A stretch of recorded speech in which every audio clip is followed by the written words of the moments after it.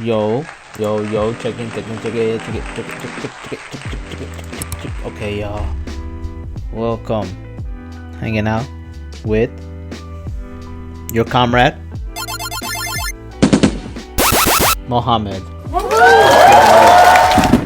Let's go, chat. Let's go. We're watching this video called I Tried the First Humanoid Robot. It got weird. I don't know if you guys seen this or not, but it's picture here. The first a robot. robot. Hey.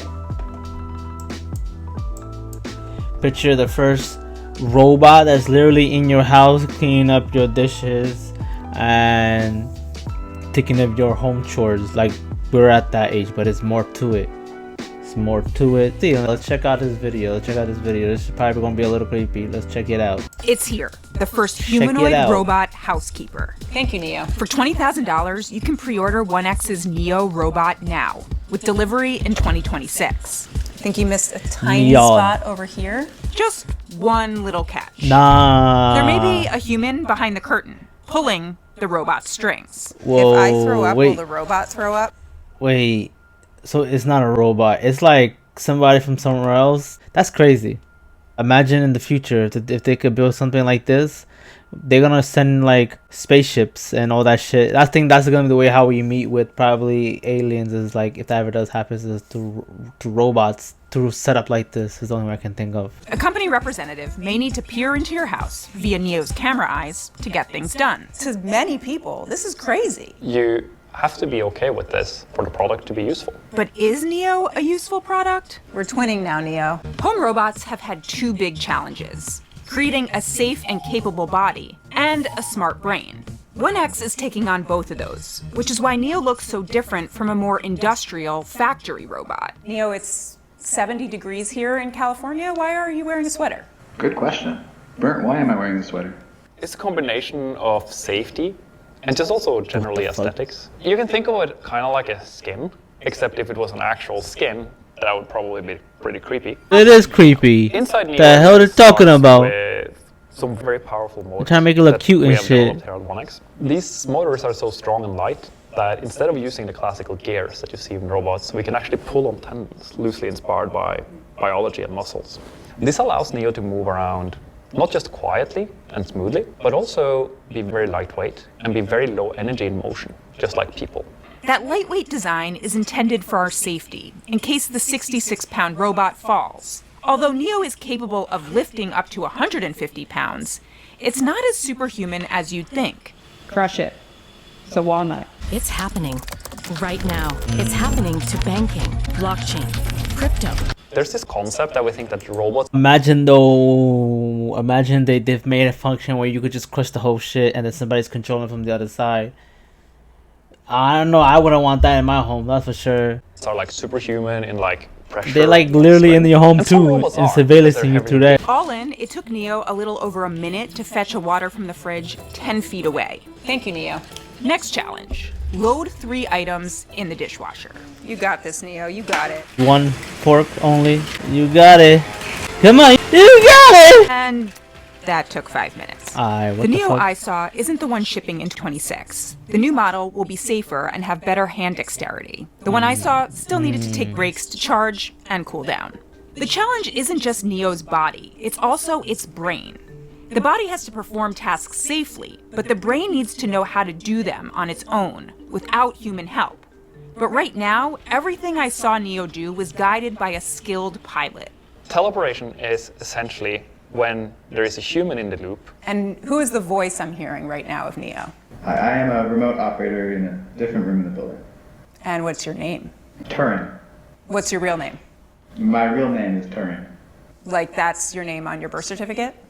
Yes, it is, believe it or not. Alan Turing was, of course, the famous computer science and artificial intelligence pioneer.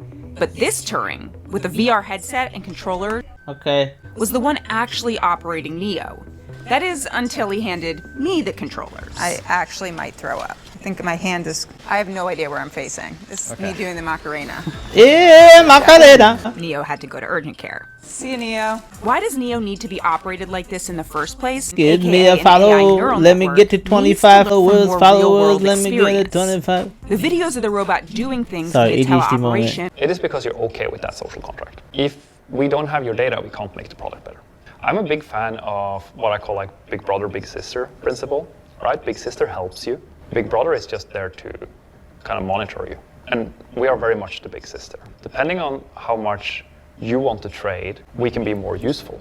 And you decide where on that scale you want to be. Do you right now know what things Neo in 2026 will do autonomously versus what it will do teleoperated? So when you get your Neo in 2026, it will do most of the things in your home autonomously. The quality of that work will vary and will improve drastically quite fast as we get data. To be clear, on my visit, I didn't see Neo do anything autonomously. The company did share this video of Neo autonomously opening the door. You know, there's this new trending concept now called AI slop, right? I do know. It's a very powerful concept of, let's call it robotics slop. It's the most useful kind of slop. Because if you put all of my glasses from my dishwasher in my cabinet, I'm pretty happy. It is going to be not perfect, but back to like just incredibly useful. Neo might not fold my shirt perfectly, but if an arm is like kind of hanging out of the shirt, like it's okay. It's robotic slop. It's to me at least, like that's very okay. Honestly, it isn't bad. Thank you. But the reality is, at least at first, much of Neo's work will be done by someone Should else. I be talking? There will be an app where you can schedule teleoperation, specifying fold my exactly clothing. what and when you want Neo to do things in your house. So we want I to fold my make sure clothing. that we respect privacy as much as possible, and that it's always on your terms. You are always in control. Some examples of this is the teleoperator does not see you, right? We can blur people. Teleoperator also cannot go into specific parts of your home where you set no-go zones. So that's enforced on the software level. So even if the teleoperator would try, they cannot get the robot to go into those homes. And also the teleoperator can never connect to a robot unless you approve it. Other companies, like Figure and Tesla, are also racing to build humanoid robots and develop their own AI models to make them fully autonomous. As someone who's always dreamed of the home robot straight out of the Jetsons, the dream finally feels within reach. But I also couldn't shake flashes of Ex Machina. Neo turns on the stove and throws some paper on and walks away. Can Neo do that? Will Neo do that? Neo will not do that. Physically, can the robot do that? Yes. Physically, can a lot of products in your home do something dangerous if they decided to? Yes. We will ensure that is not something that Neo is allowed to do. There are multiple layers of safety systems here that ensures that Neo cannot do something like this. Neo decides to take a very heavy piece of wood, like the top of a table, and drop it on me when I'm sleeping. Neo will not be able to, or allowed to, it's physically capable of, but it will not be allowed to pick up something that is that heavy. So it's like things that Neo cannot do is like pick up something that is very hot, pick up something that's very heavy, pick up something that's very sharp. Nice job, Neo. High five. Nice swim over here. Spending the day with Neo was a bit like spending the day with a toddler learning how to do things in the world. Oh, I'm going to break the robot. The next few years isn't about owning a super useful robot. It's about raising one. Letting it learn from your home, routines, and chores, all at the expense of the privacy of your inner sanctum. Even if you think this is all crazy, what Neo really signals is the beginning of physical AI in our lives and homes. A future where we may work alongside a new kind of machine. What I really hope we can achieve is in 5 years, everyone has a very high quality of life.